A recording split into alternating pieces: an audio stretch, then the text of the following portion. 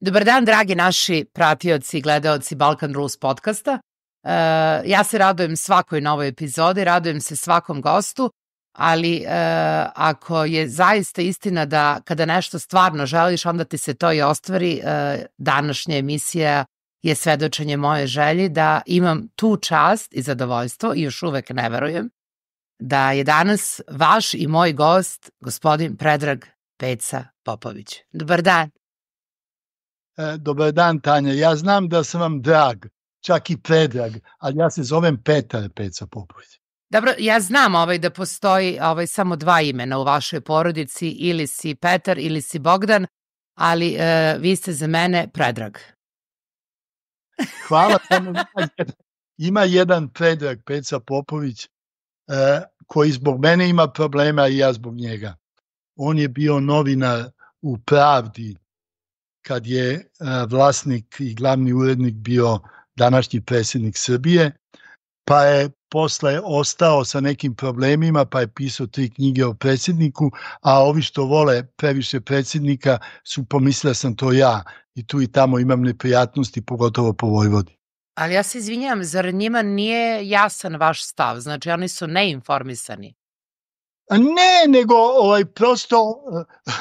prosto ja ne znam šta bi trebao da uradim da me svi oslovljavaju. Ja sam čak napisao jedan tekst u knjizi o tome kako se ja zovem i zašto se ja tako zovem.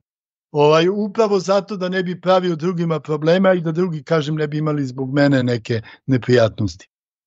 Uz dužno poštovanje, iako ćete vi reći opet da ja preterujem sa hvalospevima kada ste vi u pitanju, ali ako nekome treba objašnjavati ko ste vi, ja mislim da je šteta što ta osoba troši kiseonik. Pa ne kažu šta god žele da kažu. Nemojte da mi delite takve epitete koje ja ne zaslužujem, onda, znate, nekog ubijete komplimentima. Peco, vi ste mladi, perspektivan i novinar i književnik i sve, pred vama stoji karijera i ja želim da vas pomognem u svemu tome. Hvala vam na tome. To mi mnogo znači u ovim nemirnim magarećim godinama. Hoćemo malo da... Imate tu čuvenu poslovicu: mladost, ludost, starost, blesavost.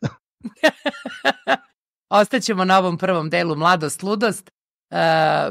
Ja sam iz Vrnjačke Banje. Da malo demistifikujemo ovu ljubav koja postoji između mene i vas kao sagovornika. A vi ste tu banju zavoleli davne 73. godine. Ne, 73. godine sam imao emotivnu vezu u Vrnjačkoj Banji, ali ja Vrnjačku banju znam, dolazio sam i odrastao sam od 1959. godine. I ja i dan danas mislim da je učinjena velika nepravda Vrnjačkoj Banji, jer to je u onom pojmovniku prava srpska spa. To je banja koja je nekad bila elitna, u koju se dolazilo sa velikim strahopoštovanjem, gde su kočije vozile sa železničke stanice eminentne goste, gde su dame dolazile da se odmaraju, a momci dolazili ili zbog švaleracije ili zbog kocke. Ali ko nije bio pre rata i za vreme rata, kad je bila velika bežanija, ko nije bio u Vrnjačkoj Banji, nije bio nigde u Srbiji, je li tako? I dolazio je onaj čuveni danski kraljevski voz. Jeste. Danski što je po danu, a kraljevski je od Kraljeva dolazio. I to je onaj bio kružni voz koji je prolazio kroz Vrnjačku Banju, donosio mnoge interesantne i čuvene goste. Hvala vam na tom lepom sećanju, jer mnogi me optužuju da sam nostalgična, da pričam u prošlom vremenu i ja ne želim da ovoj omladini kvarim sadašnjost. I sigurna sam kada bih živela bez predznanja o toj nekoj, eto da kažem, našoj prošlosti, da bi bila manje nostalgična, ali ne mogu da ne budem nostalgična kad se setim upravo toga o čemu vi pričate i kad se setim te Vrnjačke Banje koja je možda bila manje modernizovana nego što je danas, ali setim se čuvenog filmskog festivala, setim se restorana Sunce i Radio Vrnjačke Banje i Mikice Nikodijevića sa kojim ste sarađivali na filmu i svih tih ljudi koji su tu bili... Sačekajte malo. Čekam. Pa ne bi bilo baš ni Radio Vrnjačke Banje bez nekog mog malog učešća u svemu tome. Pa ja čekam da sami kažete, a ne sve ja da govorim. Pa da li znate da sam ja godinama, početkom 80-ih, svakog posljednjeg petka dolazio posljednjim autobusom u Vrnjačku Banju i od ponoći do 4 ujutru smo imali emisiju o muzici, o časopisu Rock, do 4 ujutru i onda uvatim autobus i vraćam se nazad za Beograd. I to je tako bilo 3 godine. A onda kad ja više nisam mogao da dolazim, dolazili su moji zamenici, Dejan Cukić, recimo Bajaga, onda pokojna Tanja Petrović, koja je bila jedna od urednica u časopisu, i dovodili smo razne muzičare koji su prolazili kroz Srbiju da budu gosti. Tako da je to bio događaj i za mene i za moje saradnike, a i za prijatelje iz Radio Vrnjačke Banje. Jer tu je bilo stvarno divnih, snalažljivih ljudi, divnih voditelja, snalažljivih tehničara i ne zaboravite, Radio Vrnjačka Banja je bila jako slušana u to vreme i bila je drugčija od onog, da se neko ne uvredi, provincijskih radiostanica koje su tada počele da niču širom Srbije. Ali, ako znate kako je tradiciju baždario i taj glas sa Radio Vrnjačke Banje o kulturi koja tu postoji kroz od 1856. kad je Banja proglašena zvanično za Banju i kada je prepoznata kao takva, mnogi slavni ljudi su prolazili, a u vreme Radio Vrnjačke Banje i tih festivala koje spominjete i raznih kulturnih manifestacija koje su se događale u Vili Marković, je li ta? Beli Marković, to je zasluživalo i pobuđivalo pažnju i vi ste svaki dan imali nekog ekskluzivnog gosta. Pokupili bi ga na šetalištu i bio ili na izvoru ili u Švajcar ili u Goču, pa bi ga doveli i tako biste popunjavali program sa onim gostima koje često niste mogli da čujete na glavnim jugoslovenskim radiostanicama. Niste mogli da čujete ni na Radio Beogradu, ni na Radio Zagrebu, ni na Radio Sarajevu, ni na Radio Novom Sadu, ali su bili integralni deo uredničke politike Vrnjačke Banje. To je značilo, idi vidi koga ima na glavnoj ulici, pa ako ti se učini da je atraktivan, dovedi ga, a imali ste stvarno čudesne goste. Hvala vam, Peca, zaista vam hvala i ja znam da ste vi župski vitez, ali ja ću pokrenuti inicijativu da budete banjski ambasador.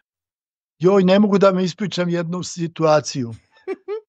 2014. bio sam nominovan za počasnog građanina Vrnjačke Banje. I kad sam došao na svečanost i kad sam vidio ko su pre mene počasni građani, kako Gaga Nikolić nije došao, kad su mene prozvali, ja sam rekao nije ovde.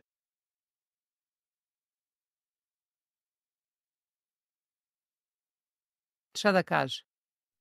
Pa ništa, znate, niste vi, kako da vam kažem, zaslužili da u svakom gradu ili negde u gradu budete prepoznati kao neko ko bi trebao da bude počašćen nekom nagradom ili nekom titulom. Znate, ja više volim da dobijem to bilo koju priznanje, bilo kakvu nagradu, pa i šamara. Ako mislim da je društvo u kome to treba da dobijem, mi imponuje. Ali društvo koje je te godine dobilo tu nagradu, ja mislim da se sad svi ograđuju od tih slavodobitnika. Pročitala sam jedno vaše fantastično poređenje da između pelarnih političara nema razlike. ali me brine što je mentalno stanje nacije na nivou novorođenčeda. Mada novorođenčed nema zla u sebi, a mi matori smo i tekako postali oholi zli. Ali bojim se ako krenemo u tom pravcu, sigurna sam da imate na tu temu mnogo toga da kažete, ali iz poštovanja prema vama i svemu onome što ste uradili, vola bi da pričamo o nekim veličanstvenijim stvarima. Ako ima takvih stvari, izvolite tamo. Pa ovako, znate šta, vaši savremenici ne mogu da se pohvale sa nekom galerijom možda ljudi kao što imate vi, to se kaže na galerija slavnih ili Hall of Fame. Ali nije to toliko simptomatično samo za vas, jer ja ne znam nikoga ko ima baku koja je imala restoran i u tom restoranu da je Tina Turner imala jedan od svojih prvih nastupa, a kažu i kada Jim Hendrix nije imao malo slobodnog vremena da je tu svraćao. Pa jeste, slučaj je hteo da moja baka završi svoju avanturističku karijeru kao kafedžija. Počela je u Beogradu, pa u Subotici, pa u Budimpešti, pa u blizini Glazgova, pa na kraju je završila u Vancouveru. A onda se vratila u dubokoj starosti u Beograd, pa je bila šef kafane koja se zove Japanski cvet na putu između Beograda i Zrenjanina. I pored te kafane ima jedno malo jezero i pored jezera jedna mala kućica. Tu je bio čuveni slikar kome ona čuvala mace i na to se ponosila. I ja od svega toga imam uspomenu na moju babastaću i jednu sliku koja me stvarno čini radosnog i ponosnog. A to kad kažete kafanu, tačno, imala je kafanu u starom delu Vancouvera, gde je sad iznad napravljen velika arena gde se igraju veliki sportski događaji i koncerti. Ali, kad spominjate Tinu Turner, ona je tu nastupila 1986. kad moja babastaća već otišla sa tog mesta.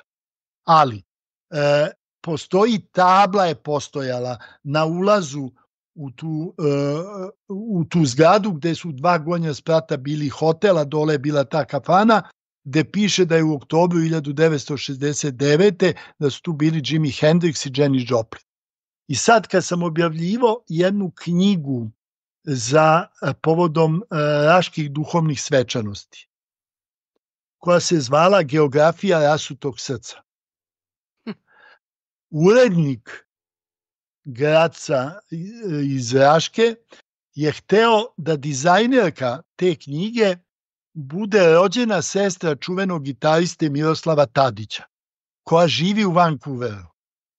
Miroslav Tadić je profesor gitare u Los Angelesu. I ona je otišla da u to srce na naslovnoj strani stavi i tu zgradu. A onda je zatekla samo ruševine, jer taj deo Vancouvera je počeo pre 3 godine da se prepravlja. Tako da ne postoji ni uspomena na to. Ali ja sam ponosan jer sam to video svojim očima za novu 1996. Bio sam ispred zgrade sa mojim rođakom koji živi u Vancouveru i onako bili smo emotivno onako potreseni. Jer kad idete tragovima vaše porodice, a moja porodica cijela je rasuta po svetu. U Srbiji živimo samo moja supruga i moj mlađi sin, moj stariji sin živi u Italiji, moja braća žive u Škotskoj, u Kanadi, moja rođena sestra i drugi brat žive u Americi. Sad, znate, kad idete tragovima svoje porodice, zateknete čudne stvari i doživite neka uzbuđenja na adresama na kojima ne bi baš to očekivali. Iz svakog tog lepog sećanja i takve neke scene njujorške, to mene sve podsjeća na onu priču o diskoteci 54, ali Sad kad bih vas pitala... Ta diskoteka 54, ona ne odražava ništa u mom životu. Zaista? Meni su mnogo važniji bili klubovi krajem 60-ih i početkom 70-ih, gde je nastajalo nešto važno. Znate, kad odete u London, pa odete u Marquee klub, pa znate da od 58. godine kogod je hteo da postane veliki morao da izađe na tu malu binu. Pa kad znate, ne znam, Paradiz u Amsterdamu, pa ne znam, kad odete ispred Olimpije u Parizu, bez obzira što su tu pevali od Jacques Brela, Bresansa, ne znam, Edith Piaf, ali kad odete na to mesto, vidite tu binu. Kad sam ušao prvi put na probu jednog koncerta, ja sam poljubio tu binu. Znate, kad znate ko je tu kročio, sa kakvom tremom je izlazio pred najelitniju publiku.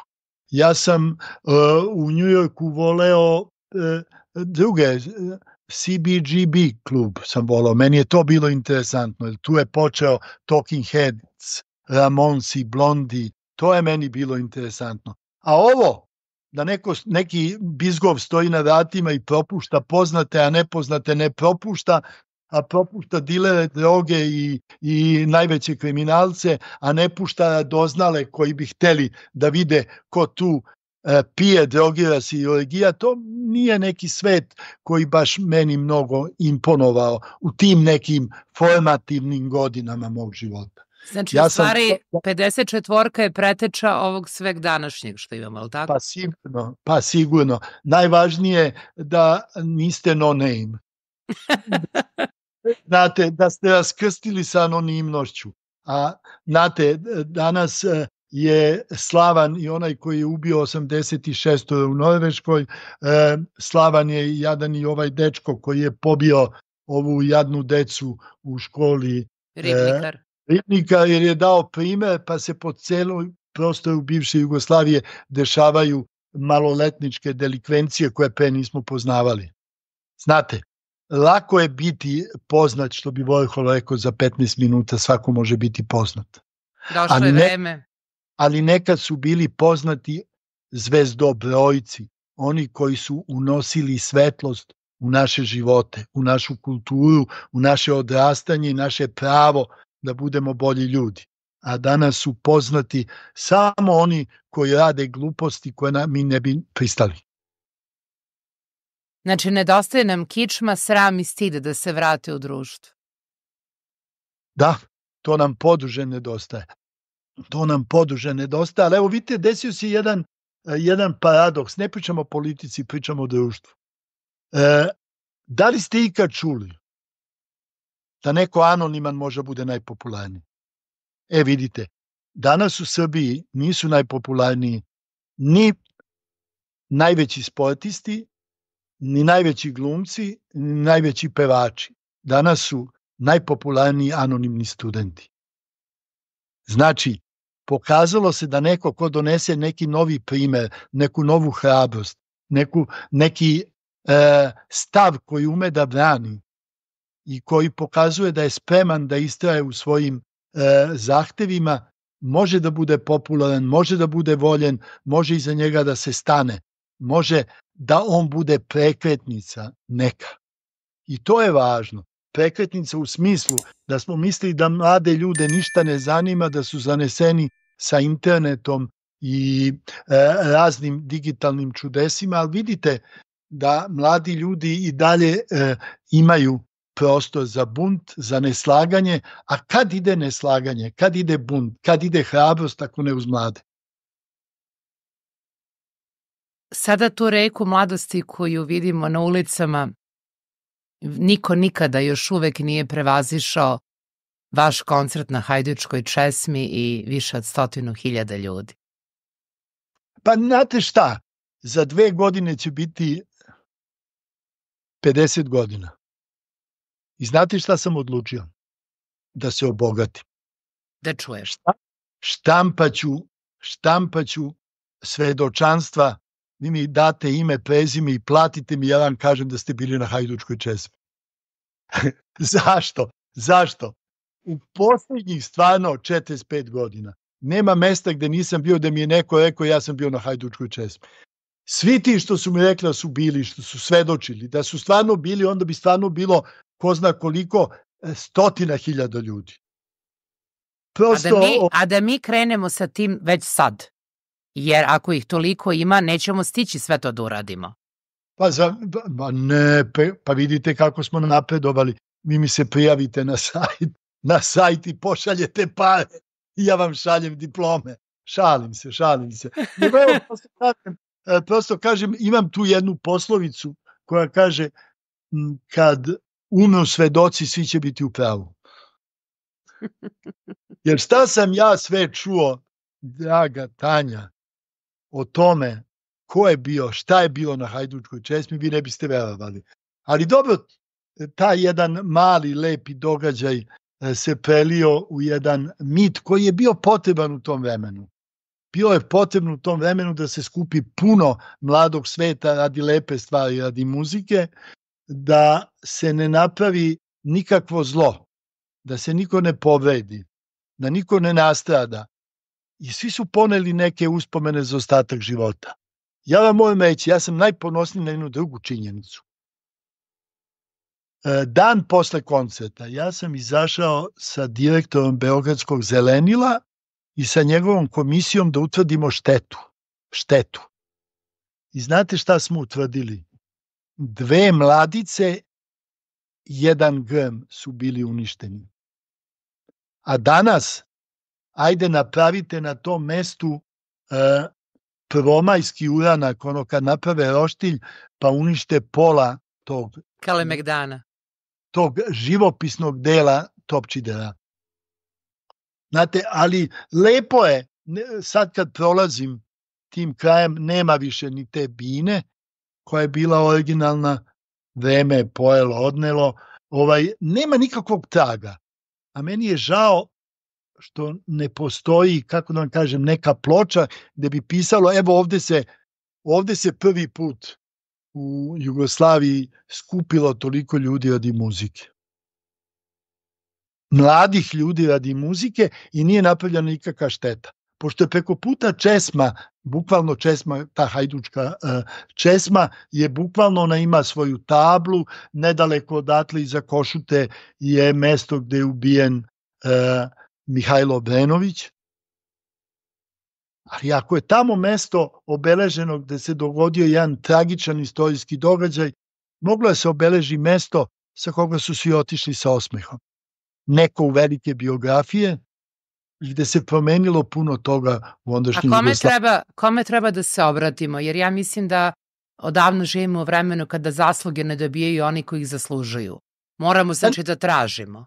A nisu u pitanju zasluge, nego u pitanju je, kako da vam kažem, civilizacijski red. Moja životna želja je da u Beogradu napravimo ono što postoje u ozbiljnim velikim gradovima, da postoje okrugle plave table na kojima će biti objašnjenje šta se dogodilo na kom mestu. Ja imam nekakvu organsku potrebu da napravim nekakav mali prostor u Beogradu u kome bi pričao o istoriji beogradske muzike. Jer istorija beogradske muzike se mnogo razlikuje od onog što se danas ljudima priča. Da li vi znate koji je prvi koncert u Beogradu, u Slobodnom Beogradu? Mislite nakon Drugog svetskog rata? Ne. Nakon Turaka? Ne. Vidite. Mi se svi hvalimo sa prvim beogradskim pevačkim društvom. Prvo beogradsko pevačko društvo, od 9 osnivača 5 su bili stranci. 5 su bili stranci. U tom momentu nije baš bilo školovanih muzičara, ali je bilo nekih ljudi koji su osetili potrebu da se to osnuje. Ali pre toga, u oktobru 1847. godine, u današnjoj Gračaničkoj ulici preko puta Saborne crkve postoji hotel Jelen. Tu je održan prvi koncert u Beogradu. Znate ko je svirao? Štraus mlađi. je došao iz Beča i svirao je valcere. Zašto to uvek spominjem? Zato što je tek 1856. na Studentskom trgu došao čuveni Rajić iz Leskovca pa doneo ćevapčiće. Ja hoću da kažem da je u Beogradu bilo prvo valceri pa onda ćevapčići. Hvala vam. Ali vidite, zašto to pričam? Pričam da je to mesto koje zovemo Beograd uvek bilo izazovno i za neke ljude koji su putovali po svetu i želeli svoju umetnost da predstave. Taj Strauss kad je dolazio ka Beogradu, on je svratio u Novi Sad, slušao je muziku prečansku, mađarsku, rumunsku, ovo što je moglo da se čuje i napravio je operu koja se zvala Jabuka. Ona je samo 2 puta u istoriji izvedena. A da li znate da je Strauss svirao u Beogradu 45 godina pre nego što je otišao u Boston i New York? Taj neki naši predaci su imali neke privilegije koje mi ne znamo. Znate, sinoć sam pričao u Kragujevcu, kad je jedan Englez putovao po Srbiji 1822. ili 3. ne mogu se setim koje godine. I došao je u Kragujevac, išao je ka dvoru knjaza Miloša. Ispred dvora je čuo muziku Zurle i neke doboše, a ispred je sedela krezuba ciganka i svirala. Sad, možete zamisliti u 12 godina 13 razlike da ste imali u Beogradu u tom istom pod knezom Milošem Obrenovićem, imali ste te 2 vrste senzacionalne muzike. Jednu sa Zurlama i valcere o lepom plavom Dunavu. Kako to sad zvuči neverovatno. Pa jeste, ali Beograd je uvek bio izazovan grad, kako da vam kažem, da se svira i da se promoviše kultura. Ne zaboravite, Beograd jeste imao u svojoj istoriji mnogo neverovatnih i neočekivanih kulturnih događaja. Znate, ti 60. godina kad su osnovani, ne znam, Bemus, Brahms, kad je osnovan jazz festival, Fest, to su bili veliki događaji, dolazili veliki umetnici, Beogradski jazz festival, znate, dolazili veliki umetnici, igrale se na Bitefu, svetske premijere, imali smo Kosu pre nego istočni ostatak sveta, imali smo neke stvari na koje smo bili ponosni. Fest je stvarno bio festival svetskih premijera. Ali bilo je drugo vreme, znate, i planeta Zemlja je bila na drugom mestu u kosmosu, pa i Beograd s tim bio na drugom mestu. Onda se dolazilo da se predstave svetske vrednosti. Sad je Beograd postao, zahvaljujući reality programima, prestonica promocije primitivizma svake vrste. To je ono što vređa nas matore. Možda mladima to odgovara, ali ja mislim da je Beograd kao glavni grad i kao najveći grad u ovom delu sveta zaslužio promovisanje nekih drugih vrednosti.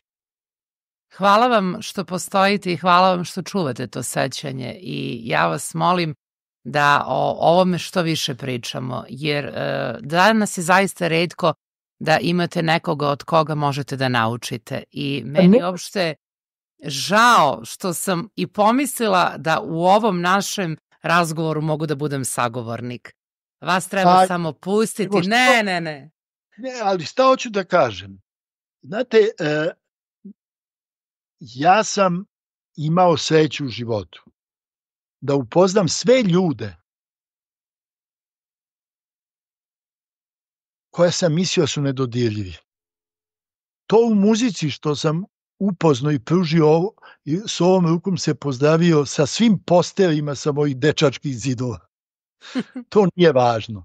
Ali što je meni taj posao u kome sam učestvovao omogućio da me preporuče najbolji ljudi iz druge Jugoslavije, da mi daju šansu, da garantuju za mene, od Nikole Karaklajića, Duška Radovića, Milana Vlajčića, Pere Zlatara, Bogdana Tirnanića. Znate, teško je to objasniti da sedite u vašem dvorištu i da se smete zajedno u društvu Puriše Đorđevića, Mome Kapora, Bogdana Tirnanića i da pričate neverovatne stvari. S druge strane, neverovatno vam je da sedite u društvu sa Karlom Metikošem, Matt Collinsom i Zoranom Miščevićem, pionirima te vrste muzike u Jugoslaviji. I da sedite u dvorištu i da pričate o stvarima koje su izgledale sumanute. Kad se, ne znam, Matt Collins u Zagrebu sa 17 godina mazao i malinom da bi pevao crnačke pesme. Znate, pre nego što je otišao u Kopenhagen pa Pariz da pravi veliku karijeru. Znate, da bi bio interesantan, on se mazao i malinom. Ili ne znam kako da vam kažem, kad je čovek koji je osnovao prvu beogradsku grupu Iskre, pošto je učestvovao kao asistent arhitekture na izgradnji, ne znam, Sava centra, pa napravio najlepše zgrade u Aziji, u Singapuru, u Tokiju, u New Yorku, na Ellis Islandu, napravio onu imigracionu zgradu, sređivao, gde su dolazile izbeglice, odnosno doseljenici iz celog sveta u Ameriku, i na ulazu ćirilicom napisao dobrodošli. Znate, to kad znate takve ljude, kad znate kad upoznate, nedavno sam govorio u Čačku povodom 100-godišnjice rođenja Puriše Đorđevića. Znate, imate taj osjećaj da ste vi imali čast, da vas je Bog pogledao da budete u društvu nekog takvog. Znate, koji su obeležili epohu. Kad kažem obeležili epohu, ja stvarno znam sa prostora bivše Jugoslavije sve velike graditelje budućnosti. Ili vas se zaista... Graditelje, to mislim na ljude koji su svojim talentom, svojim vrednostima pomogli da njihove sredine, pa i naš zajednički prostor, bude bolji, bude pismeniji, bude, kako da vam kažem, lepši, duhovniji. Jer ja i dalje verujem da umetnost ima više duhovnosti nego religije. Da vi tu možete da prepoznate razna čudesa. A onda imao sam čast da upoznam sve najveće pisce našeg jezika. Znate, to je velika privilegija. Ono u svetu koga sam upoznao, sve sportiste velike sam upoznao. Znate, vi razgovarate s nekim ko lično znao 5 zvezdinih zvezda. Lično. Neko ko je znao makar 5 direktora politike. Koji je znao posljednja 4 patrijarha srpska. Koji je znao posljednja 4 predsjednika Srpske akademije nauke i umetnosti. Koji je znao najčuvenije slikare sa ovih prostora. Znate, to je meni moj posao omogućio. Nisam ja nikog jurio za rukav, ali mi je omogućio da budem blizu i da prepoznam to čudo. Jer znate, kad vidite to čudo, kad je Bog delio, pa nekome je dao više, nekome je dao manje. Njima je delio mnogo. Što bi rekao Sidran za Arsena Dedića, kad je Bog delio, Arsen je stao 3-4 puta u red. I kad vidite, znate, kad vidite takve ljude, pa ne možete da ostanete neopečeni, ne možete da ostanete imuni. Prošle nedelje sam sedeo ovde sa Vlatkom Stefanovskim. Imao je divan koncert u Sarajevu pre par meseci. Ma pustite koncerte, kad vi znate iz koje je to porodice, to ništa nije slučajno. Da li znate, tata mu je osnovao 17 pozorišta u Makedoniji. Tata. Mama, ja sam ih poznavao, mama je u drugom stanju kao glumica igrala gospođu ministarku, a u stomaku je bio Vlatko. A Goran, koji je najveći makedonski dramski pisac, nažalost, posljednji put sam vidio njegov spomenik u centru Skoplja. Kakav intelektualac, kakav čovek. iz tog ambijenta ne može da izađe neko ko ne baštini te vrednosti i ne promoviše ih na jednom višem nivou. To je recimo Vlatko. A onda, znate, upoznate, ne znam, kao klinca Džibonija. Ja sam znao njegovog oca, Ljubu Stipišića. Ljuba Stipišić je čovek koji je rehabilitovao klape, napravio festival klapa u Omišu. I od pocenjene kafanske, odnosno muzike koja se peva na kalama ili na rivi, napravio je svetsku umetnost i promovisao. Pa ne može Džiboni da bude drugčiji nego što jeste, kad znate ko mu je otac bio. Mislite, otac mu je 40 godina sa Nagrom putovao Dalmacijom i on je bio dalmatinski Vuk Karadžić. Skupljao je umotvorine narodne, viceve, poslovice, pesme, recepte, priče. I to je objavio u knjizi koja ima 1400 strana, koju ja kao hercaš, kao srčani bolesnik ne mogu da dignem koliko je teška. Pa ne može iz takvog ambijenta da postane niko. Mora da postane neko ko je odrasto na nekoj okružen nekom radoznalošću i nekom dobrotom. Moram vas pitati... I to je primer, znate, Tanja, to je primer. Vi ste se onako bili skromni na početku razgovora. Beskreno sam vam zahvalna što ste sami potvrdili ono što sam ja rekla, da ste vi za mene jedina prava živa enciklopedija. Pa jao Bože. Pa jao Bože, izvinite, molim vas, koliko vi ljudi znate koja je Joan Baez pitala koju će pesmu otpevati na koncertu u Zagrebu? Evo, baš je mene zvala, ali ja nisam bila u dometu u tom trenutku. Pa to je baš male... Kad sam razgovarao 2014. pre nego što je došla na poslednju turneju po Jugoslaviji, da li verujete kakav je razgovor bio? Ja na Tenerifama, ona u Dublinu. I pita me imali, to je Dejan Cukić ispričao, pa mogu ja da pričam, ja o tome ne volim da pričam. Pita me imali neka pesma koju bi ona mogla da otpeva na našem jeziku. Ja sam rekao, ima jedna koju možeš s gitarom da otpevaš jako lako. A ona pita, jel možeš da mi pošalješ? Ja kažem, kako da ne? I zamolim jednog muzičara beogradskog da osvira i da na latinici napiše tekst Tajne veze. I pošalje.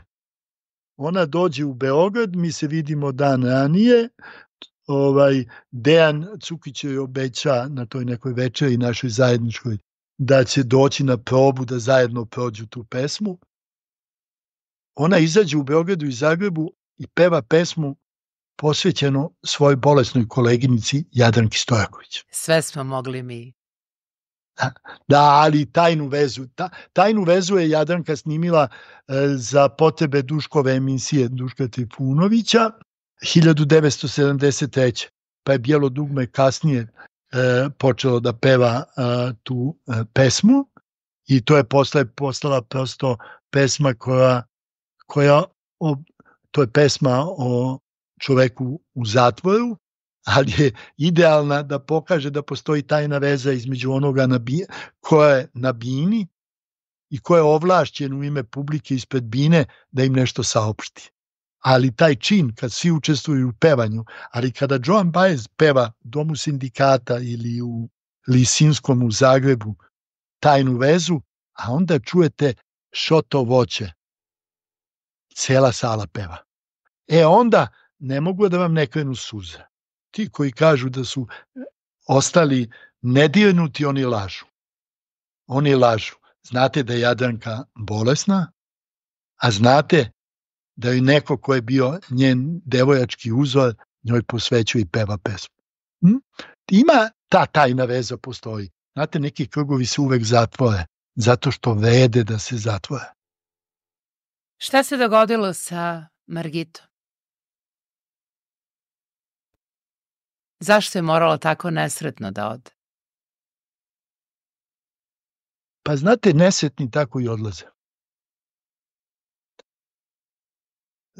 Meni je teško da govorimo o Margiti Stefanović zato što je porodica Stefanović u rodbinskim vezama sa mojom porodicom, sa delom moje porodice koja dolazi iz Čačka. I ja sam Margitu znao kao dete. A posljednji put sam je video nekoliko meseci pre nego što je umrla. Tako talentovanu, tako visprenu, tako dragocenu devojku Beograd nije imao u drugoj polovini 20. veka.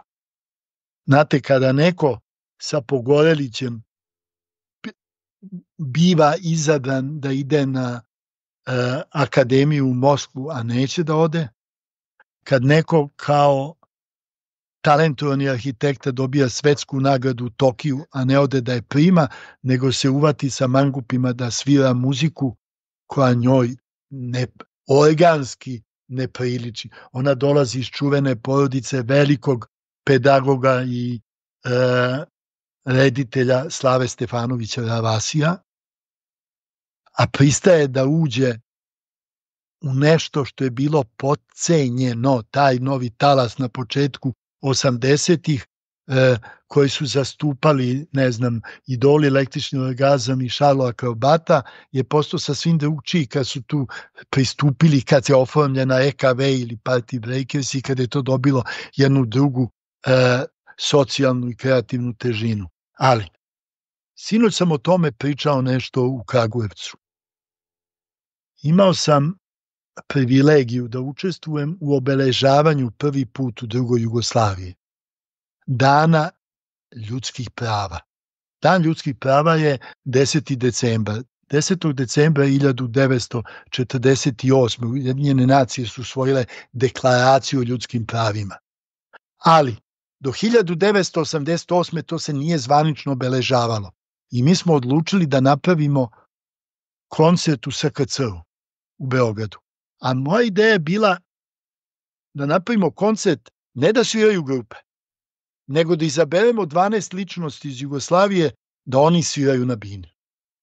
I tako smo izabrali, ne znam, Vlatka Stefanovskog, Gorana Bregovića, Predina, Bajagu, Slađanu Milošević, Margitu Stefanović, Gileta, Kikija iz Pilota, Neleta Karajlića.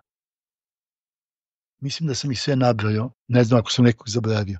I da li znate, Margita je sela za klavir i svirala Chopina. Znate kako to izgleda kada neko da koga ste navikli, znate da sa onim mangupima izađe na binu i svira drugu vrstu muzike, sedne za klavir i svira Chopina. A onda mi je ostalo uspomeni nešto što sam pričao sinoć studentima. Publika nije tela da izađe, pošto je to stvarno bio doživljaj. Da vidite da ti ljudi to rade na bini sami. Onda je na bis Goran izveo Vlatka i Predina. I iz čista mira je Predin počeo da peva Milicija trenira strogoću. Na dan ljudskih prava i dan slobode ljudskog izražavanja govora.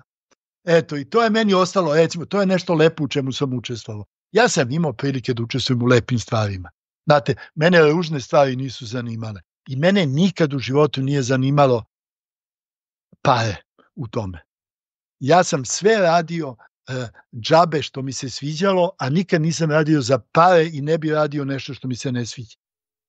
Jer ne pripadam nečemu što mi se ne sviđa i ne pripadam nečemu to podrazumeva lošu energiju. Zato mi je jako drago što kada ste u Pariz došli bez obuće. A znate kako sam došao? Pošli smo, dakle, moj drug Zoran i ja, na koncert Rolling Stonesa kad je umro Brian Jones 1969. Sa koliko para? Sa $4, ja sam pošao. Imate $4. Da, i krenuli smo autostopom od Beograda. Prvu noć smo spavali u Monfalcone po kiši iznad Trsta. Pljusak je bio užasan, a mi veće za spavanje smo navukli na glave. I ja sam spavao naslonjen na drvo, stojeći. To je bilo prvo veče. Drugo veče smo stigli I prošli smo Švajcarsku i prešli granicu između Švajcarske i Francuske. U Francuskoj u nekom selu smo spavali u lokalnoj crkvi, jer u lokalnoj crkvi to veče bila igranka. I mi smo ušli tu, lokalci su nam dali neko piće i tu su nam dali da spavamo. I ujutro smo krenuli ka Parizu. Ali kako smo tu celu noć malo više bili nemirni nego što je trebalo, kad smo došli blizu Dižona, i kad je auto skrenuo u drugom pravcu, mi smo zaspali u travi, ali Zoran je stopirao. U jednom momentu vikne, evo ga, ja skočim u auto i tek primetim kad smo prešli 5-6 km sam bos. Tako da sam ja prvi put u životu ušao u Pariz bos.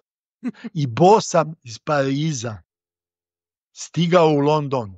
I na feribotu između Kalea i Dovera smo upoznali neke 2 Amerikanke koje su došle preko leta na praksu u London i one su nas povele kod njih u stan na Earl's Court u Londonu i jedno jutro sam zatekao pored mog kreveta ove apostolke kožne i tako sam se obukao.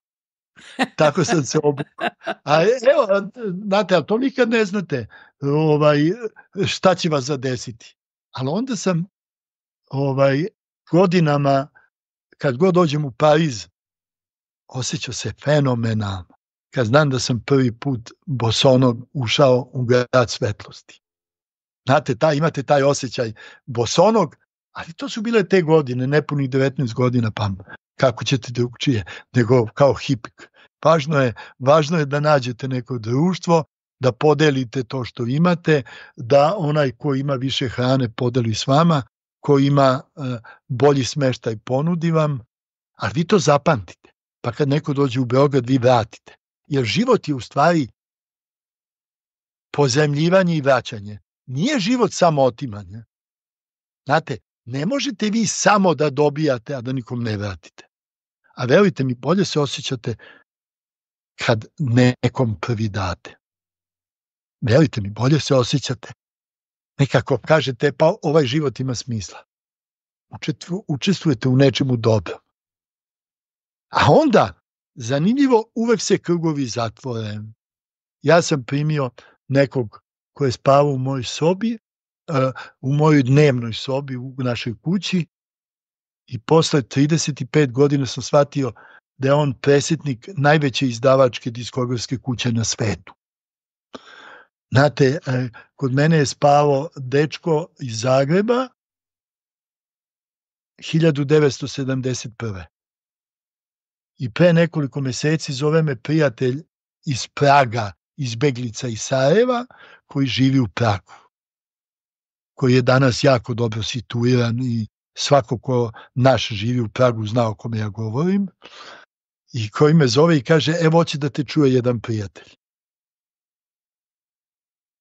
Ja prepoznam glas, ja sam zaboravio glas, ali znam da sam znao taj glas. I on kaže, jel ti govori nešto prezime Novak? Ja kažem, Gordane, to si ti. On kaže, ja sam. Dakle, on je iz Zagreba otišao, napravio galeriju u Milanu, sad živi u Hong Kongu, ali ima ta poznanstva sa nekim uticajnim i važnim ljudima i došao je u Prag.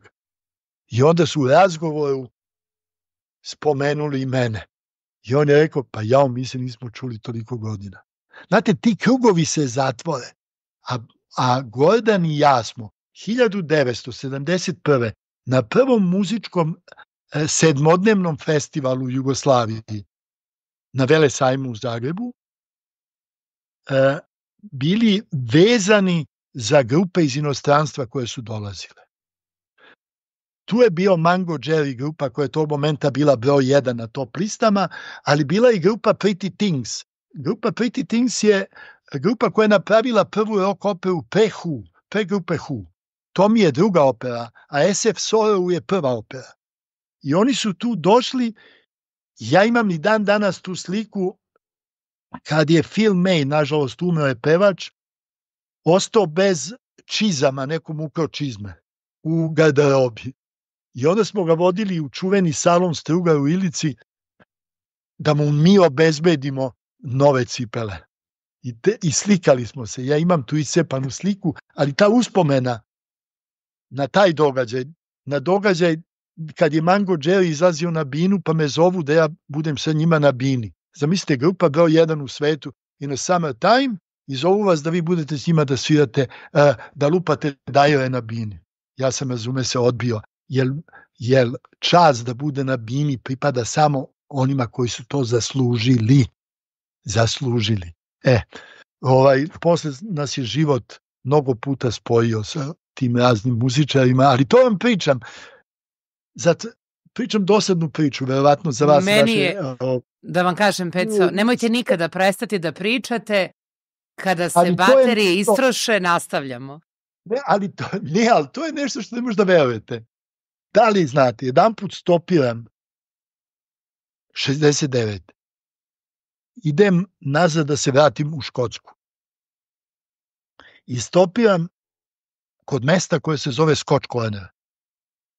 A u Engleskoj u to vreme i Velsu i Škotsku je vrlo jednostavno bilo stopirati, za razliku od Francuske. U Francuskoj je bilo teško, ali u Engleskoj samo dignete prst i oni odmah stanu. I stane mi čovek sam u autu, vozi Cortina Lotus, strašan auto. I pita me dokle idem, ja kažem idem do Glasgowa, poslije ću se snaći do jezera Loch Lomond. On kaže, ja idem do Glasgowa, odlično. I počnemo nešto da pričamo i on me pita, jesi ti Francuz? Ja kažem, nisam Francuz, nego ne znam da kažem slovo. I on počeo da se smeje i pita odakle si, ja kažem iz Jugoslavije. On kaže, pa bio sam nedavno u Beogradu, proleto sam bio u Beogradu. Ja kažem, izvinjaj, šta si radio? Kaže, igrao sam fudbal. Ja kažem, ti si iz Glasgowa, u Beogradu si igrao fudbal. Pa ti igraš za Celtic, prvaka Evrope u fudbalu. On kaže, da, ja sam kapiten. Ja gledam čoveka i kažem, ti si Bobby Murdoch. On kaže, ja sam te psovo kad si dao gol u Beogradu. I sada, me on doveze ne do Glasgowa, nego do mesta gde sam stanovao. I kad sam izlazio iz auta, ja mu dam telefon, kuće u kojoj stanujem, telefon. A klinci, svi se okupili i vrište, ne mogu da veruju da je mene, nekoga šalabajzera iz dovezao kapitan Glasgowa. Ne Glasgow, Celtica, koji je primio peha pobednika kupa šampiona. I onda sam nekoliko puta išao na utakmice, on me zove telefonom i ostavi karte na ulazu i ja sam išao gledam utakmice na najvećem stadionu u Evropi, to je tada bio Hampden Park koji je imao 145.000 mesta, drveni stadion je bio. I ja sam kad se prepravio u Celtic Park 2005. išao da vidim taj stadion, ostala su samo vrata, sve je novo izgrađeno, a su zadržali, oni poštuju tradiciju, pa su zadržali glavna ulazna vrata. Ali vam to pričam, nikad ne znate kako će vas život nagraditi, podariti kakvim slučajnostima i od tih slučajnosti u stvari vi živite. Ja sam sve mogla da pretpostavim, ali da će vaš prijatelj Predrag Paja Pašić nakon gostovanja u našem podcastu u nekom neobaveznom razgovoru, vi ste neizostavni deo liste mojih želja i on me onako pogleda, kaže, Peca? Ja kažem, da. Pa evo, kaže, sad ću da ga zovem. Ja kažem, Pajo, koga ćeš sada zoveš? Kaže, pa Pecu. Sad je malo mi je bez veze da naglasim na kog Pecu mislim, ali eto tako je, zaista taj izgleda fudbal najvažnija sporedna stvar na svetu. Ja ne mogu da vam ispričam kako je to sve počelo.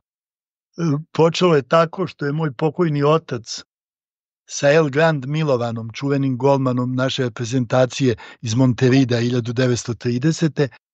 1951. u Topčideru rehabilitovo, odnosno reosnovo Bask, Beogradski amaterski sportski klub. To je najstariji fudbalski klub iz 1903. I jedini autohtoni. Da, i sad pazite, ja kao klinac, mene vodio otac nedeljom na utakmice. Kad sam imao nepune 3 godine, oni su navijali, a kako se igralište pravio zid oko igrališta, bila je krečana. Ja kako sam se igrao, upao sam u krečanu. I onda je meni iz krečane izvadio Milovan Jakšić. Izvadio mi iz krečane i spasio me.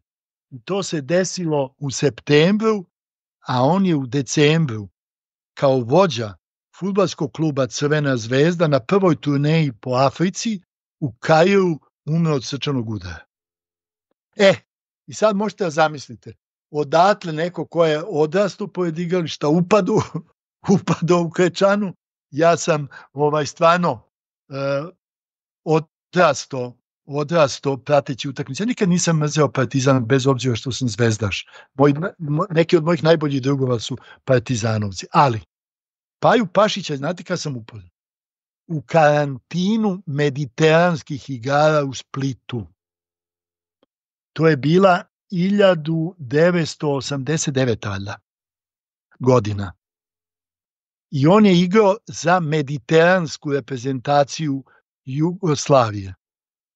I u tom hotelu Marijan u Splitu, koji je bio zatvoren, tu su stanovali samo učesnici, ali tu su bile pevači, svirači, i mi novinari smo bili tu.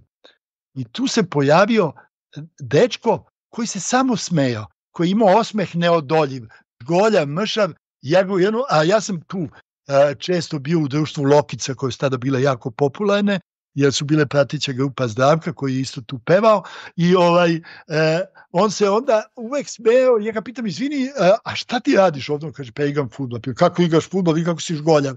A on kaže, pa igram u Sarajevu. Ja pitam, šta igraš? On kaže, levo krilo. Kaže, jesi ti taj Pašić? On kaže, jesam. I pazite sad, polufinale Jugoslavija dobije, igra finale. Ali ja i moj fotograf mora se vratimo. Noćna utakmica se igra na stadionu.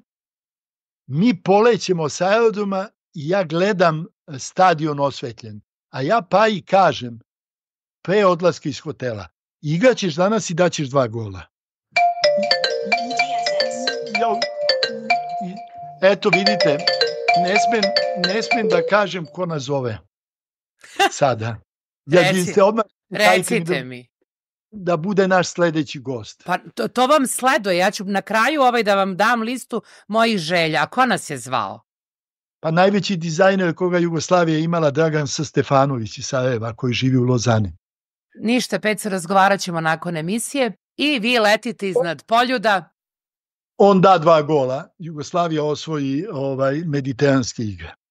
I ja napišem tekst da on treba da pređe u A reprezentaciju, napišem Paja državna promaja. Državna promaja kao preporuku Miljanu Miljaniću. I stvarno Miljan Miljanić ga metne u reprezentaciju Jugoslavije protiv Italije u Zagrebu 4-1 i Paja opet da 2 gola. Ali šta hoće? I onda nam je postalo to prijateljstvo. Moja životna želja je bila da on dođe u Crvenu zvezdu. Nije došao u Zvezdu, ali je demonstrirao nešto što niko nije demonstrirao pre njega. Sušić je iz Sarajeva otišao u Paris Saint-Germain, koji tada nije bio toliko važan, ali je bio fudbalska ekipa. Paja je ostao u Sarajevu. U jednom prvenstvu je 23 puta lupio Musemića loptom u glavu, centrijumu loptom u glavu, i Sarajevo poslao prvak Jugoslavije u fudbalu. Taj patent da jedan čovek pogađa, a drugi daje golove, nije na taj način nikad demonstriran pre u Jugoslaviji.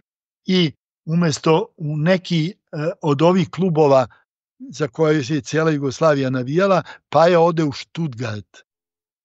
Ja sam sa mojom ženom išao da ga posetim u Stuttgart i da gledam kako na -5 na neke stadionu oni treniraju.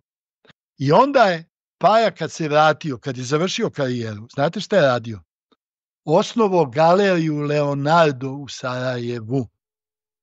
I na otvaranje te galerije ja sam mu doveo gosta da mu svira i peva. Zašto? To je najmanje što sam mogao da uradim za Predraga Pašića. Ja ga toliko volim da vam to ne mogu reći. Volim ga zato što je igrao fudbal nasmejan. Dobio je batine jer je bio žgoljav, ali što je umeo da uradi sa fudbalom, to nisu umeli drugi, ni mangupi, ni veliki fudbaleri da urade. A onda je za vreme rata od 92. tako, pod okupiranim Sarajevom napravio tu školu Bubamaru, gde su trenirala deca ne pitajući na koji način se krste i kome Bogu se mole. Iz te škole su izašli neki svetski fudbaleri. A onda mu, znate, sudbinu da mu je sve oduzeto i da je prosto morao da se izmesti iz Sarajeva. Nažalost. Ali ja i danas, kad kažem Predrag Pašić, meni srce drugčije lupa. Stvarno, meni srce drugčije lupa. Zajednička nam je to. Moram vas pitati, s obzirom da ste učesnik, na neki način deo tog vremena, ko je po vama najveći i najbolji igrač ovih prostora? Mislim na fudbal. Ja vam kažem, ja sam znao svih 5 zvezdinih zvezda. Ali, ko nije voleo kad je bio mali, ne znam, Bobeka, ko nije voleo Miloša Milutinovića, ko nije voleo Galića, ko nije voleo... Pa ja kad sam dobio, ja sam samo išao na utakmice, otac me vodio kad dobijem 5 u školi. Jer to je bila nagrada. Nagrada da vidiš te umetnike. Vukasa sam voleo puno. Ja sam znala da vama nešto nedostaje da budete apsolutno savršeni, a to je da ste partizanovac. Ali s obzirom... Ne, ja sam... Pa znam, kažem vam, samo da biste bili apsolutno savršeni, nedostaje vam da navijate za Partizan. Ali izvinite, molim vas. Moj drug s kojim sam išao u školu je Iva Golac. Prvi fudbaler na svetu koji je profesionalni fudbaler u Premier ligi. 1978. Prvi fudbaler na svetu koji je posle 5 meseci osvojio kup Engleske na Wembleyu kao kapiten Southamptona. Iva Golac. Dalje, moj drug je bio pokojni Pera Borota iz Partizana. Moj drug je Smajić koji je došao. Moj drug je Bobe Pavković koji je iz Ranog Mraza i Vojvodine trebao pređe u Zvezdu pa prešao u Partizan. Sa mnom u školu išao Moca Vukotić. Ja smatram da je legenda Partizana čovek koga su svi zaboravili, Bora Đorđević. Po meni on je bio nemački tip igrača u to vreme u našoj ligi. Ja se klanjam, ja kad odem u Ivanjicu, ja se klanjam pred kućom u kojoj se rodio Vladica Kovačević. Znate li kakav je Šole bio golman? Šoškić. To sam slušala. O Bože moj, kakav je bio golman. Znate, ne možete u meni da nađete mržnju prema Partizanu. Šalim se. Ja sam išao na utakmice Zvezde i Partizana sa mojim drugovima koji su navijali za Partizan. Pa ko da go, ovi koji su primili mora da kupe semenke ili kikiriki. Znate, onda su išli ovi sa onim korpama, prodavali za animaciju. To je tako vreme bilo. Nama je derbi svečanost kao premijera u pozorištu, kao otvaranje izložbe. Znate, kao književno veče. Vidite da vidite umetnost. Jer fudbal je, znate, toliko jednostavan da ga je teško objasniti. Ali, ovi koji ga tumače, oni pobeđuju sve naše mane i pokazuju nam da je nemoguće moguće.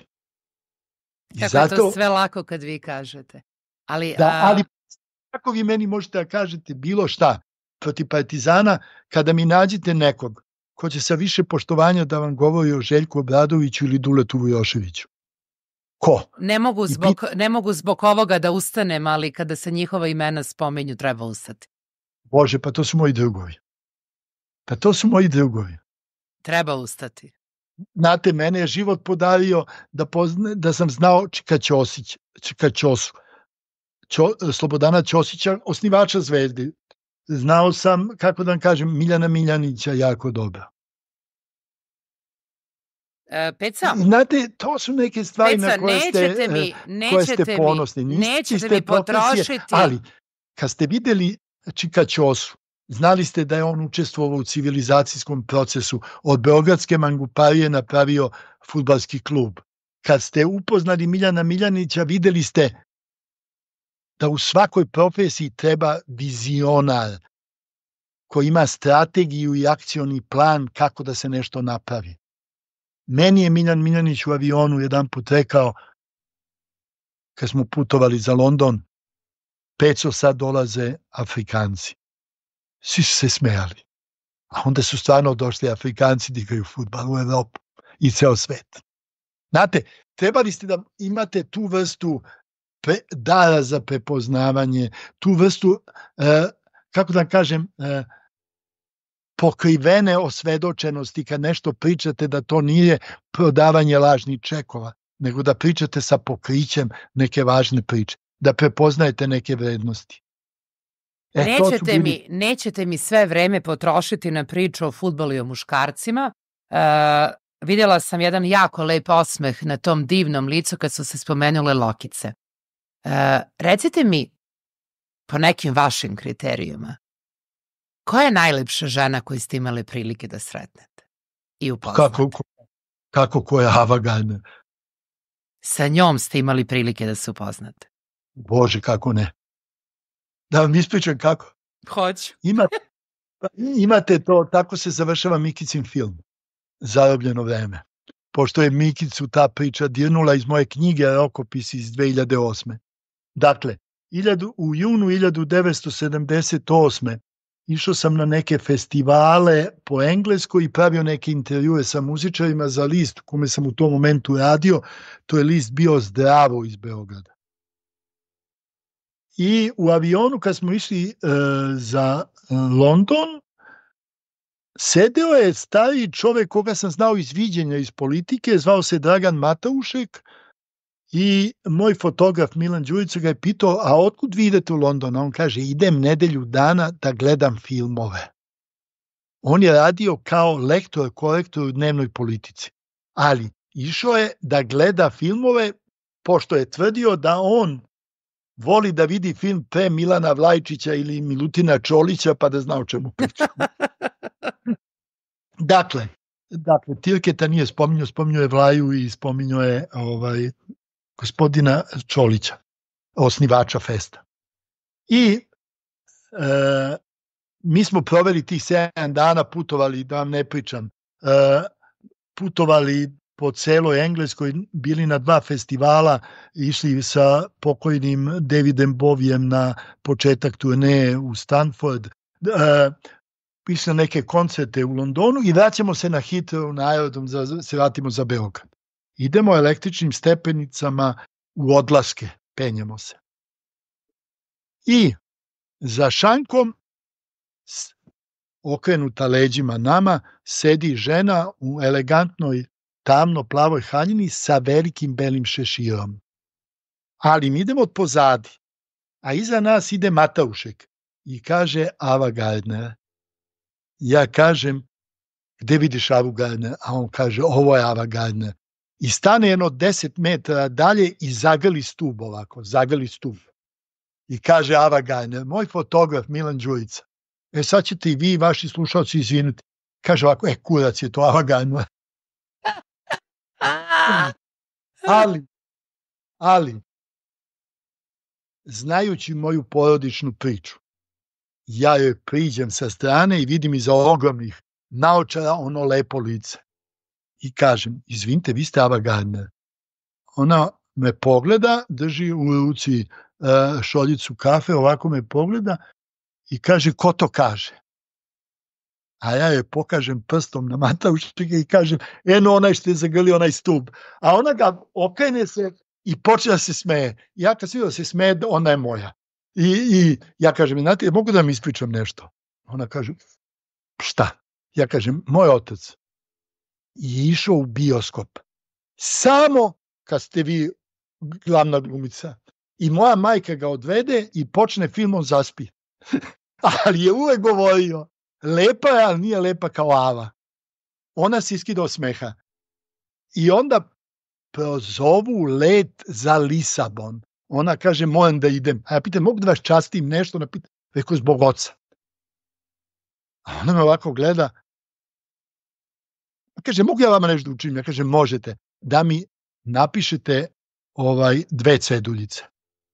Izdiktiram joj za Dragana, spelujem joj kako se piše Dragan i ona se potpiše. I kažem za Bogdana i ona se potpiše. I ona ode, mahne mi i ode. Ovaj drhti, zagrlio stup, ne pušta ga, a dolazi moj fotograf Milan Đurić i kaže, jebeš mi mate ako ovo stvarno nije bila Avangardija. I sad šta se dešava? Vratimo se mi u Beograd. Ja ne odem kući. Odem na grob i ostavim ispod one saksije sa cvećem ceduljicu mom ocu. I to je znao Milan Nikodijević kad je pravio taj film, odveo me na groblje da mu ispričam to. To je njemu bilo interesantno za film. Ja znam moja drugarica i Vanessa Redgrave, ali Vanessa Redgrave kad je glumila u Blow-upu bila je fatalna kao, ne znam, fatalna kao Twiggy, kao Penny Valentine, ali Ava Gardner je to bilo. Vidio sam pre jedno 10 godina na Pasiju u 16. arondismanu u Parizu Brigitte Bardot kako šeta kučić. Ne bi je niko poznao.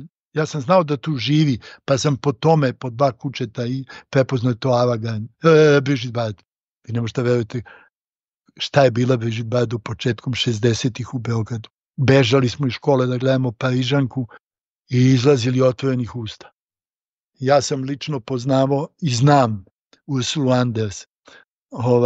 Pa, Bože, kakva je to lepojka bila i jeste bila, ali bila je sva skraćena.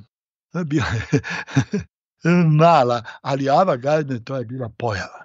To kad vidite kažete, blago onim muškarcima, a bilo ih je puno koje su je volali. A sa ovih balkanskih podneblja?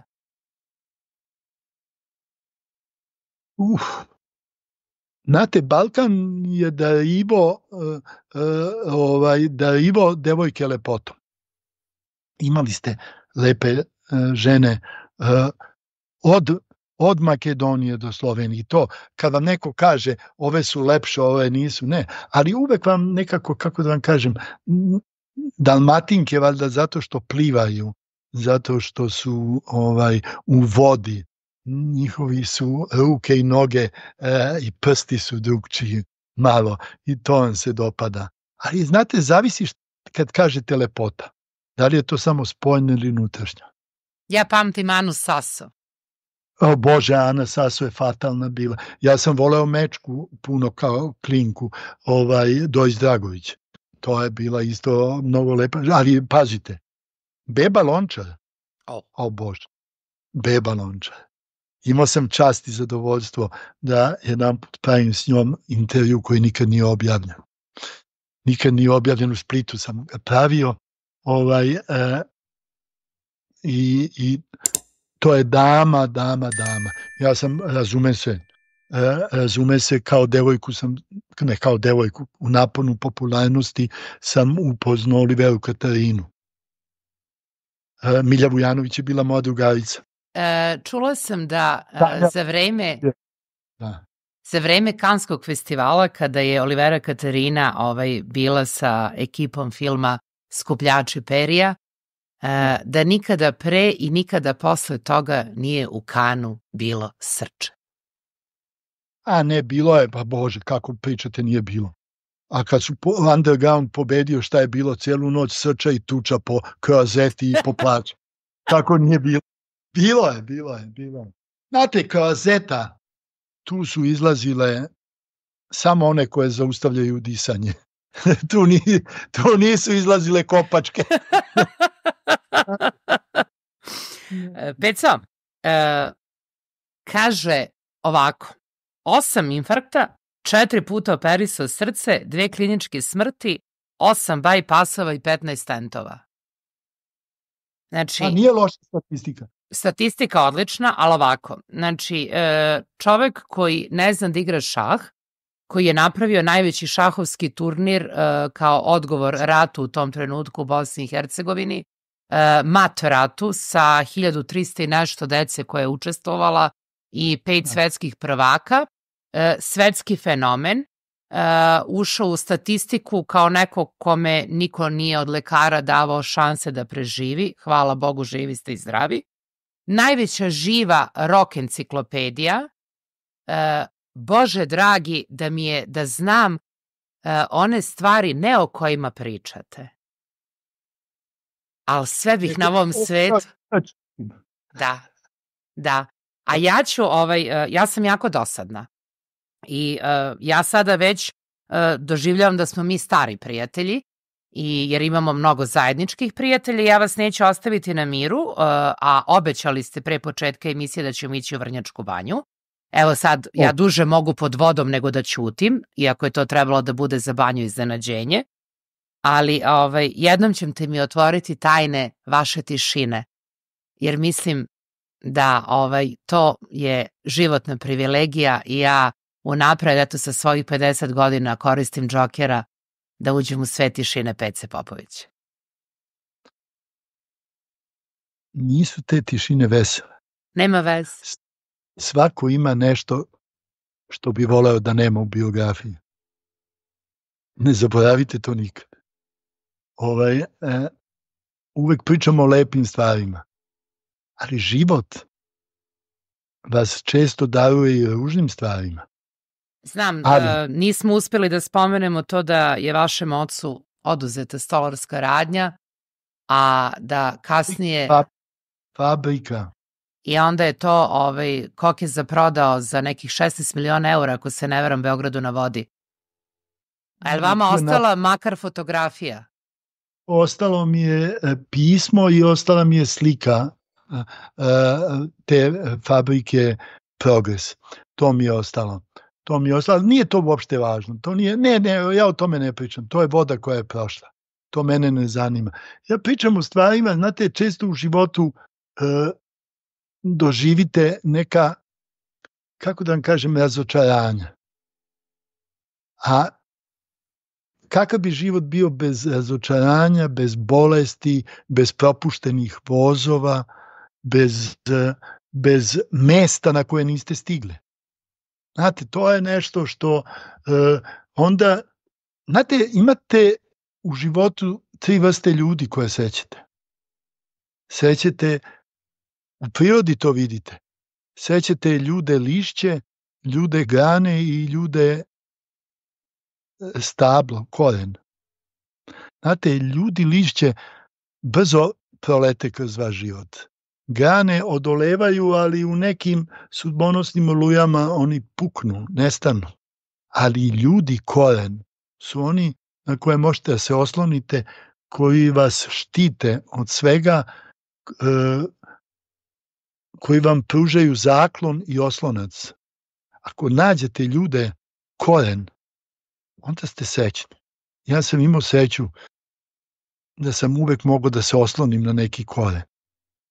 I to je divno u životu. I to vas je naučilo da su te tišine nekad glasnije od najveće buke. Pazite, vi možete svašta da naučite u životu, ali ne možete da naučite mudrost. Ali je divno kad sedite sa Zuhom Džumhurom, ne znam, sa Sidranom, sa Kustom, znate, sa nekim mojim profesorima starim, pa kad vam pričaju o životu, o Dušku Trifunoviću, o Bože, onda ste bogati, zato što ste ih slušali. Njih ne možete da imitirate. Znate, ne možete ih imitirati, ali njihov primjer vas obavezuje da budete malo bolji nego što je propisano. Ili što sramota vas je da budete gori kad upoznate dobre ljude, kad upoznate važne ljude, kad upoznate ljude koji su menjali svoje vreme. To je nešto što ne može da se plati, ne može da odete na kurs. Znate, ne možete da kažete, sad ću ja da budem takav, ne može. Nema to adresa gde se to može naučiti. To vas svevišnji podari. a vi mu kroz neke male primere pokušavate da vratite. Pa koliko ste uspeli, koliko niste. Ja se upravo tako sada osjećam. Peco, hvala vam. Ja sam sigurna da je ovo prvi, ali ne i poslednji naš razgovor. Nikada neću presušiti sa pitanjima. Imala sam čast i privilegiju da upoznam vas, makar putem ovog razgovora, a zahvaljujući Paji i Mikici, ja ću se potruditi da kao obeležavanje mature utvrdimo jedan datum kada ćemo morati negde da se sretnemo, a ja obećavam da će tu biti neko župsko vino i gitare, a za ostalo ste zaduženi vi. Hvala vam, obećali ste. Ja se nadam da ćete i vi biti tu. Ja ne znam kako da odjavim ovaj naš današnji razgovor, jer toliko toga je rečeno i svaka moja nakon ovih reči od gospodina Popovića je nekako suvišna. Hvala vam što ste bili tu, nadam se da ste makar malo i vi uživali, a meni je ovo, još jednom ponavljam, ogromna čast. Hvala vam, budite mi zdravo, čuvajte to srce jer imam utisak da živite da biste pričali i nemojte nas uskraćivati toga. Hvala vam na gostoprimstvu i na lepim rečima, nisam ih zaslužio. Nemojte sad da me nervirate na kraju. Ja starosti. Nemojte sad da me nervirate i ja ću morati da vas angažujem. Ja dalje neću više tražiti goste, jer tražiti goste pored telefonskog imenika Pece Popović je idiotizam.